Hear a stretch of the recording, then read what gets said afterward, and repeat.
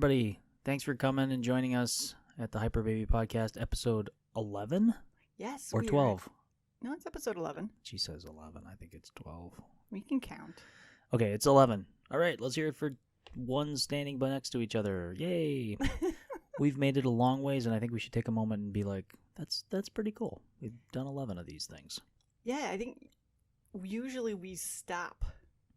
We talk about this sometimes. Like, we are really great at starting things, Yes. but it's this middle part where it gets difficult that, life gets in the way. We're good ideas people. Mm-hmm. We like making lists and seeing things on paper. I love a good list. But it is very difficult when you get into the nitty-gritty of stuff. The doing, the grinding. The grinding's a tough one for us. Yeah, I'd say that's probably the worst part. We're not the best grinders. And something we were talking about when we're coming up with what to talk about for the podcast was we've had a lot going on lately. So we apologize for not being better to our fans because we know you're still out there. We've just been going through a lot. I've changed jobs. Amy has changed jobs too. She's now doing freelance full-time with her writing. We're adjusting, and we're trying to juggle a lot of different stuff at the same time. So we'll talk more about that. Yeah, we won't get into it too much now, but and as I'm sure everyone else is dealing with COVID still and their abridged lifestyles, it kind of throws a wrench in everything. Right, and that's not just for us, that's for everybody. So I think when we get into it a little bit, maybe some of what we're going through is going to help Relatable. you to hear. But before we get into that, there is something we want to announce that we are actually recording. We're coming to you on equipment that we have borrowed from the Macmillan Memorial Library, and Brian Kopetsky helped us with that. Yes. And it is phenomenal. So we want to give a big shout out to those guys. Yes, thank you, Brian, over at the library. This is definitely a step up for us now that we know how to properly use the equipment. It took a little bit. Yes, this is actually the second recording of the same podcast, so that's part of the delay as well. Yeah, but it is really, I feel like the equipment is more powerful than we know how to use. So our learning curve is a little bit big, but hopefully we sound even better than we did before. Yep, lucky you, our listeners. It's like we're right with you at every waking moment. That shouldn't terrify anyone at all. No.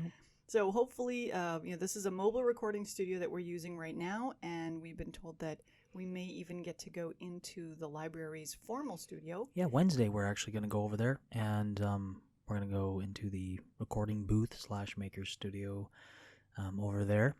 So you'll be hearing more about that space from us because we think it's a great thing that the library offers. Right now, I think there's restrictions because of COVID, so I can't really speak on behalf of the library, but we will give you more details when we have them about that space, if it's available to the public. Absolutely. We're excited to kind of up the production quality of what we're doing. Right. Just little by little, and to use those community resources. So maybe that's something that you didn't know was available and out there. Absolutely is, and they love to have people use their stuff. They do. That's why it's there. Yep. So give them a call. Yeah. You too can be famous. Podcast. You can do it. We can do it. Everybody can podcast. Right, everybody's podcasting. It'll be crazy. So what's the first thing we're going to talk about today? I have no idea. I don't know. We wrote it down, and then I think we changed it all on ourselves. We do that. Let's look at the board here. Well, one thing we kind of wanted to come across to our listeners with was we've had some struggles lately, and we wanted to share some of those. We don't want to burden you with our problems, but we've overcome some of them as well. So we'd like to share some of that with you, and maybe it'll be relatable, maybe not. If it can help you, the listener, that's why we're here. We want to share our experience and hopefully help people with it. So absolutely. And I think to piggyback a little bit on that, not that it excuses our long absence, but it kind of explains. We run kind of hot and cold sometimes. Where we've got a lot of things going on. We'll do a podcast every week, and then suddenly you don't hear from us for almost a month. And that's because of what we've got going on in the background. So. I blame the 2-year-old. Yeah. Everything is our adorable little girl's fault, and I yell at her constantly. I scream at her. You're just terrible. I'm a horrible dad. Yeah. So, yeah, some of what we'll talk about, it's kind of related to why you haven't heard from us in such a long time. Yeah, it'll fill in some of the blanks, and hopefully you're still out there and want to hear from us. Yeah. And, maybe it is, like you said, a little bit relatable. So if you're going through your own life and you're thinking, man, why can't I just stick to one thing, start at the beginning and end at the finish, and ta-da, I've got a full project. I've finished this, I finished that. Well, not everybody can do that. I mean, I don't think a lot of people can. Everybody on YouTube makes it look so easy. Why can't I do it? Exactly. And that's part of, at least this will be our reason why. We come up with these great ideas of what we want to do, and then usually something happens in the middle. So. Yep. And one thing too that we've really been working towards is we've been trying to create the environment to allow us to do more of this. We've had to, now that our lives are much more complicated, we've had to make some sacrifices and do some things like job changes to get us some time back. I left a job that I really loved, but I had an opportunity to work from home, and it's going to give me back like 40 hours a month. So I'm hoping that some of that, shifting and changing is going to help us do more Hyperbaby, Stone Row. Amy's going to be writing more. We're just at kind of the inception of all that now. It's like starting over again. Like we know what we want to do, but we never had the time, and now we know what we want to do, and we have the time. So hopefully good things are going to come from that. We're really excited to kind of start phase 2, phase 3, wherever, wherever we're at. Yes, it's next super chapter exciting. in our lives. It is super exciting, and I think there's a tendency to just sort of assume that now that you have the time and you know what you want to do with it, those two things will just mesh. Yeah, it'll just happen. It'll be so easy, but that's not exactly the case. No, when you have, like, time is like quicksand, because when you have like an hour freed up during the day, something is going to flow into that space and occupy you. If you're not assertive of it and say, you know what, I really need to be assertive, focused, and accountable to do what I want to do during that hour a day, it's going to get washed away, in the tumult of your life. There's always something else that needs your attention that will show up out of the blue, or even I have noticed sometimes how do I say this? Sometimes all I want to do is I'll sit down and write. But when I sit down and write, I'm looking at my material, and then I think to myself, I really need to get those dishes done. And Amy's never distracted. I hate doing dishes.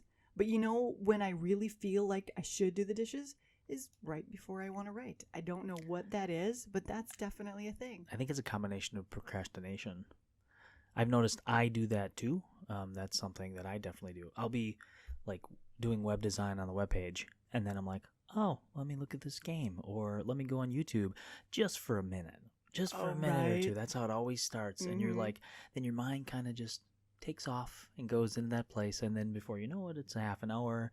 And then something else has come along. Right. By then, someone you've else lost wants that your time. attention. Yeah. The baby comes by, or it's dinner time, or whatever you might got going on. Like, then you realize you've lost that battle right, for that day, that time. Every day is a battle. But our sort of 1 month hiatus here isn't because of those little loss of focus. No. This is something that is much bigger and reaches across multiple facets of your life. And it really kind of goes to Amy and I were discussing this prior, and mental health, especially nowadays, I mean, it's always been important, but I think we have more things than ever to detract us from ourselves. We have become the center point and the stable island for a lot of people in our lives, and that takes a lot of mental fortitude and introspection to stay healthy enough to provide that space for people who need it. If you're going to help people like your parents. If any of you out there have older parents, you realize that, that can be a lot of time, a lot of effort, but it's very important. And those are things that we have been involved in lately, with family, trying to stay on top of things with our own mental health. And one of the things we discussed was that it's really hard. It's hard to be introspective enough to realize that, yes, I need to reach out for help, or, trying to realize, why am I depressed?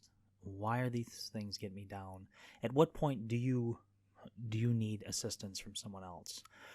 So that's something that we've had in our own lives, we've had to deal with, and something that we've had to deal with other people in our lives too, is really curbing your ego, being introspective enough to go, this is not the way, how I am now is not how I was a week ago. Why is that? There's a lot of variables that can factor into if someone has mental health issues, or, they're prone to depression, whatever. Those things can fluctuate very quickly. I'm very fortunate because I struggle with some of that stuff. And Amy is very, she went to school to be a zookeeper. So she looks at me like a wild animal sometimes. And she noticed my behavior patterns, what I eat, how much scat is present here and there. I have a notebook that I fill with Chris's daily. She tracks me like a wild game hunter. Yeah. Pokes her head around the corner. But I'm really fortunate because Amy, she knows me well enough where she checks in and she knows how to approach me in a very conscientious way doesn't aggravate the situation. So I really take that to heart when she comes to me. Like, is there something wrong? I've noticed you've done X, Y, and Z. Like, maybe you're on a new medication. Like, I did some research about this medication, and here's the side effects. And then you're like, well, I drank the other day, had a few beers. Will that compound? I never thought of that. I just go about my life and just romp here and there, and then, as you would love to, right? Yeah, right? You just want to live your life and have your day, but then there are these other factors, these outside factors and influences that sometimes you don't realize in the moment. Yep. And I just feel really blessed that I have somebody that's looking out for me, so to speak, because we as a couple try to look out for people that are close to us. And for as much energy and difficulty that can bring, it's super important. And it's more important now than ever because, even your neighbors, what can you do for them? Like, absolutely. That's what I think we've lost some of that because everybody is being forced to be selfish and immediately stressed out, and they don't have the fortitude to go, you know what, I'm going to help Billy Bob, my neighbor, right. Or maybe he's just an asshole. Like, I don't want to deal with his stuff today because I got my own stuff to deal with. Mm-hmm. So I really don't know what the point of what I'm trying to say is that just, if you can find a mechanism in your life that allows you to be introspective enough to realize that you need help, and when you need help, go for it, whether it's a person, and don't let your ego get in the way, because I know sometimes my innate mental state is to be alone. Like, I don't, like, if I'm depressed or sad, I want to be alone, and that is not a good path to healing. You need to know how to accept and then potentially move on or deal with the problem and try, maybe not trying to resolve it. I don't think that's always the best way, but to recognize it is definitely. That's the first step. Really it's good. Huge. Because you can't always fix every problem. That's a thing. Know when you need outside help. And yeah. So that's the way I deal with my problems. Is I try to be really introspective. I know things that are not good for me. Alcohol, caffeine, things like that. I try to really mediate those things. And just being aware. Yeah, and they can just, like, the thing is like, on their own, they're not that bad. And in moderation, they're not that bad. But when you start throwing in, I only had 4 hours of sleep, I had 5 cups of coffee. A new medication. I'm changing jobs, Right. You need to help a a friend or parents, all these things compile in your life, and you're just standing there in your station, taking it and expecting yourself to deal, to cope. Right. And you're the last person that you always think of. And that is not right. Because you need to give yourself the, Amy and I always talk about putting on your armor in the morning. Mm-hmm. Having your routine in the morning. Trying to be positive if that works for you. And then just giving yourself the recognition that you're a good person and giving yourself some good vibes in the morning, right? That's what I thrive on. Building that armor. So if something bad does come your way that day, it's really not as bad as it would be without your armor on. Right. And you can kind of tell sometimes, like, we're all going to have bad days, right? Absolutely. What's the difference between... There's no avoiding it. Right. What's the difference between, well, I just had a bad day and that feeling of I always have bad days. There's a definite difference there, because we're all going to have a day or two where, man, just things do not seem to be going right, in a bad mental state, whatever it is. But if that goes on for longer than a couple days, or it just keeps coming back, maybe that's something, to really be aware of. From my perspective, I feel like mental health is something that is becoming okay to talk about. Folks will occasionally show up on Facebook and say, hey, shout it out. It's okay to talk about mental health. And yet, at the same time, there's still a lot of stigma, a lot of stigma. And we have people in our own lives that, they kind of shut down and they keep small, and they're like, well, I'm embarrassed. I don't want to talk about Or I'm this. a failure. I think that's another one that I hear a lot. Yep. I feel like a failure, or maybe they don't recognize that they have an issue, and standing up and saying, you know what? Yeah, I've got troubles with depression, or I've got troubles with some sort of aspect of mental health issues. I think it's really important for people to stand up and say that to each other. Make it okay. Make it okay to talk about, because the less people talk about it, the less information travels back and forth, and you run into things like we did, where you find yourself on a medication for something that's making the problem worse, a lot of times because people don't talk about it. They don't share information. Sure. And it's kind of like you said, it's embarrassing, or you feel like it's a failure to mention that you're having a problem with depression. Yep, just reach out and be vocal, and that's the path through, versus repression and holding on to it. There's really not gonna. It's only gonna build inside of you and stay with you. It's like passing through you versus holding on to that forever. Absolutely. And I would say I'm making an official statement right now. Oh God. Hold on to your hats. Anybody out there, anybody we know, anybody we don't know, if you're having a problem and you don't know who to talk to, you can message us. Absolutely. We are 100%. open. We are open 24 hours a day. If you're having a problem, you want to talk to somebody, if you feel like no one else in your life is going to understand, whatever it is, you can message us, reach out to us, give us a call, write us on Facebook, however you know us. We sure do a lot of talking on the podcast, but we're good listeners too. Absolutely. And we've been through more than you might know. Yep. So definitely reach out if you're feeling like you need help. That time Amy was a hobo, lived in the train cars. Man, you're lucky I found you. Yeah, right. Got you those gloves. It would have been a cold winter. I don't know why you held on to that jar with the pickle, though. Pickles they're a thing in our family. I don't know why everyone loves pickles. The family pickle. Yeah, the heirloom kosher dill. Yummy. You get one bite for Christmas. You get a nibble. That's it. A bunch of... You'd have gone into that long ago. You'd have been eating that thing. Day one. Sorry to any hobos out there that I might have offended. Right? That was so rude.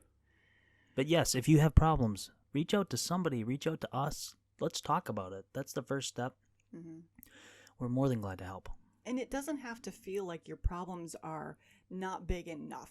Like, I think sometimes people go through these bouts of depression, and they're like, well, I don't feel like I'm at a number 10, so I'm not going to reach out yet. That's one thing that, we've heard from people close to us, is that, well, I don't know why, but I'm waiting, or I'll reach out later when it gets worse. And from my opinion, I don't think that's a good idea to wait. Yeah, I mean, like, think about it. Like, some of this stuff, I mean, there were things that affected you when you were a child. Events, emotions. Everybody has several occurrences as a child that were traumatic, varying degrees. Things that you remember. Me, for example, I remember that one of my aunts brought over this giant gorilla suit, and I was probably like 4. But I will never forget that. That scared the crap out of me. Scared me to death. Now, that's not a very quote-unquote traumatic event, but I will remember it forever.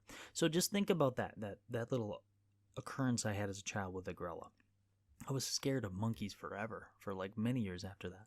I had no idea you were scared of monkeys as a kid. Monkeys, gorillas, yeah, just really terrified me because someone came through my front door in a gorilla suit. Like literally like the old style. They put it on them. And my little 4-year-old brain exploded because I was like, who let the monkey out of the zoo? I'm going to die. It's going to kill me. I don't know. Anyways. That's awful. Wait, I have to back up 1 second. What was the monkey there to do? Why? I don't remember. I think it was supposed to be funny. She came in and had this, like, I think it was like a suit and someone was in it. One of my uncles was in it. But I don't remember if it was a suit or like a stand-up, like stuffed. Oh, okay. But it was big. It was way bigger than me. And in your child's eye, when you're looking up at this thing, it's like King Kong size. Terrifying. So that's one of the things I remember from like such a long time ago. So my point is that if I can remember that, right, and you have a truly traumatic experience, how long do you think it takes for you to properly heal? And I'm no expert on this, so this is all I'm speaking from what I think is right. A really long time. Okay, so Amy and I in our lives have seen people go through grieving and trauma, painful things, loss. And I really think a lot of people that I know don't know how to properly grieve and deal with trauma. People just don't. It makes sense. How would you know? Like, as you grow up, no one teaches you these are the steps to deal with trauma. It's just this instinctual thing that you do. And some people push it down deep inside. Yes. Some people try to forget about it, distract themselves. So my point is that be careful with yourselves. You may have a small change in your life, and it has like a cascade effect. It hurts you more than you ever think it should. Is there something else there? Something else you haven't accepted and dealt with, maybe. So, just food for thought. Like, we're complex machines. We're extremely complex. You never really can tell how something is going to affect you. And just because your neighbor's cousin's brother dealt with something one way and was just fine, doesn't mean that it's a bad thing that you can't deal with the same instance. Exactly. It's not a black and white thing, and it's all relative. Your capacity to deal with something is totally different than my capacity to deal with it. Absolutely. So we're here, and we just want to shout out for mental health awareness because it's a serious subject, and it's okay to talk about it. And absolutely prepare yourself before November, because I'll tell you what, November and the election cycle is going to be an absolute shit show. Be prepared to see the people you love turn into complete maniacs. It's just warning you right now. Protect yourself. Put your own mental health armor on, because from here to November, it's going to get crazy. It will be. We'll be here. We'll still be here. Yakking at you. Off and on as frequently as we can, which I wanted to bring up too. So we've done 10 shows. We've got 10 shows already done, which is awesome. The next set of, 10 shows that we're going to be going towards. Our next series. Season, however you want to call it. We are planning to do more of a bi-weekly podcast in coordination with our mental health recognition. We realize that trying to do these each one a week, it's just too much for us. So we're going to try to do more along the lines of one every other week. Yes, and we do have we have a lot of social media / we have a lot of stuff planned that we want to get out to you guys. One of those things is going to be a Patreon site, so we'll have additional features and benefits if you support us on Patreon. We don't have a time for you yet, but it's coming soon. We also have a website that's nearly finished. Hooray! Chris has been working just like a mad dog on that website, and it is looking fabulous. Yes. We're really excited. It's going to have some really cool features that we weren't able to do with our other site. Correct. So it's we're making it a one-stop shop for all of our projects, all of our products. There will be a store on there, so if you feel like buying really cool Hyperbaby gear, Stone Row the game, any of that stuff, getting a look at our newer stuff that we're working on behind the scenes, it's all going to be up there. So we will be doing a media push for that, hopefully very shortly. Again, can't give you a date because I don't want to give you a date and then lie to you. So it's soon. It's almost done. Yeah, I think we're at the point where we're just kind of plugging in some more content. Yep. And then we'll be able to go live with it and show off our new site, which will include the Wheel of Cheese stuff. Wheel of Cheese. And the adventure that I'm writing, that hopefully I'm planning to have that out by beginning of fall. And then... Do you want to just recap what that is for everybody? Sure, because I'm not really sure where we left off I last don't know either. Sorry. That's okay. So in July, I participated in the RPG Writers Workshop. It ran for just 1 month, but I mean they... And what does RPG stand for? Ooh, thank you. Role-playing game. So if anyone's familiar with things like Dungeons and Dragons, Pathfinder, Era of the Consortium, Knitting. right? Some really cool role-playing game. The idea of a role-playing game is that instead of dealing with a game that's on like a playing board where your field is very narrow, it sort of exists more in your imagination, and it can be as big or as small as you want, and it can go on for as long as you want. It's sort of this never-ending... It's like a sandbox. Right. It's huge. It's never-ending scope, which is phenomenal, and it gives people the opportunity to contribute in this community. So you can write adventures for other people to play in. And the RPG Writers Workshop it was really from the beginning, from the concept to publishing. It gave the entire scope of what someone would do to go through and create an adventure and then get it out there for others to play. I went through the workshop. It was phenomenal. I almost want to go through it again because it was so fantastic. So much information. And I'm hoping to have that done. Like I said, is that workshop something that's reoccurring? It is. They're going to be running that again in November, I believe. We'll put a link to it in the YouTube description of this video. Absolutely. If anybody's interested in creating adventures, I would say that they're a really great resource. Even without doing the workshop, they do have on their webpage resources for people that you can kind of jump in and pick and choose resources. I think this open Discord channel as well. So they're a great community of people. They really support diversity and inclusion. Do you think that'd be a really good... the one thing I found is because I'm a player, I think something like that would be a great way to discover more about the game. Things you think you might already know. Kind of like a rediscovery. Yeah. Even if you're not going to make an adventure, there's so many resources that I've learned in the last 6 months. Mm-hmm. For Dungeons and Dragons, and they apply to our gaming as well. Yeah, there's a lot of things I think. I mean, unless you really are actively going out and seeking new content, you can kind of play and not realize what else is out there. So this is a great way to explore that and to see, like I said, how big the community really is. And it's huge. I think just today I saw something about folks who are making adventures. Is it about hedgehogs? I don't know if the characters are hedgehogs or if characters have hedgehogs, but Who wouldn't want to do that? Hedgehogs are cute. It's hedgehog related. So really it's insane. You could do anything you want. Yep.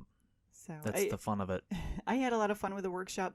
I ended up actually getting a scholarship award, which is sort of a stipend that I can use towards the cover art. Chris and I were talking about potential ideas for cover art the other day, and got me kind of excited. So. Yeah, and Amy kind of downplays this whole situation, but I'm really proud of her because, she had some pretty stiff competition too. There was a lot of people in the class. Yeah, I think so. So, out of all of those people, she was nominated to receive this grant or stipend or whatever it is for art. Mhm. So that'll be nice. Once the adventure is complete, we'll share it with you, and probably the process of getting the artist and all that stuff too. Yeah, absolutely. You'll see a little bit of that behind the scenes as things are developed, and I'm excited about it. I'm using this as an opportunity to kind of go a different direction than typical adventures, maybe. I tend to write more lighthearted content in general. I enjoy writing dark stuff. I can go there for sure, but what comes out of me naturally is usually a Sarcasm. It's in a word. It's sassy. It's sarcastic. That's how I was raised. So it's fun. They're spicy.